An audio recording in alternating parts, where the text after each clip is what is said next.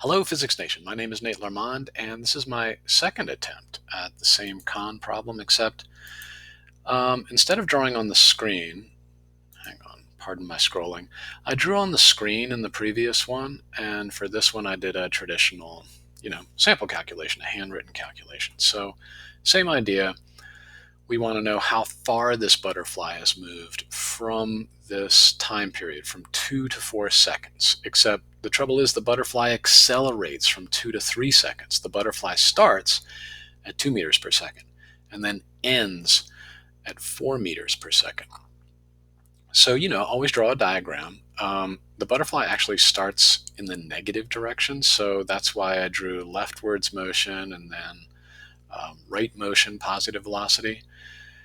And well, the trick is area underneath the velocity versus time graph is displacement. And I actually started on the more simple region, not the region of acceleration, but from 3 to 4 seconds, the butterfly maintains a constant velocity of 4 meters per second. So that one's pretty simple.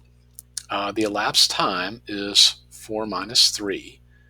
That's 1 second, obviously. So, if the butterfly moves 4 meters per second for the entire 1 second interval, well, average velocity equals displacement over time, and then you just multiply both sides by time, and you get average velocity multiplied by time equals displacement. 4 meters per second multiplied by 1 second is 4 meters. So the area of a rectangle is fairly obvious. It's just the width, 1 second, multiplied by the height, 4 meters per second. But like I said, region 1 is a little bit more tricky because it accelerates. There are fancy ways to do this, but I think the most simple way to do it is just to find the average velocity. So, like I said, it goes from 2 meters per second to 4 meters per second. Well, you can actually pretend that it moves for 3 meters per second for the entire 1 second interval.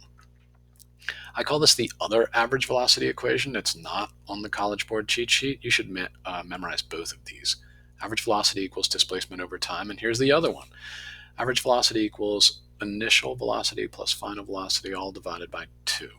So right in between 2 and 4 is 3, obviously, but graphically it sort of makes sense. Instead of this fancy trapezoid shape, let's just make it a rectangle where the area, that is the positive and the negative areas, cancel each other out. And so we're just changing a simple situation, an acceleration,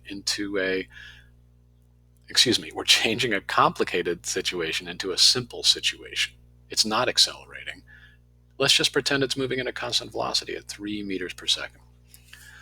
So same math here. Average velocity times time gives you the displacement. 3 multiplied by 1 second, 3 meters per second multiplied by 1 second is 3 meters.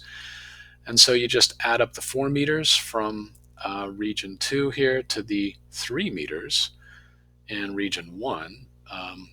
The sum of the two displacements is 3 plus 4, or 7 meters. Thanks for watching. See you in the next video.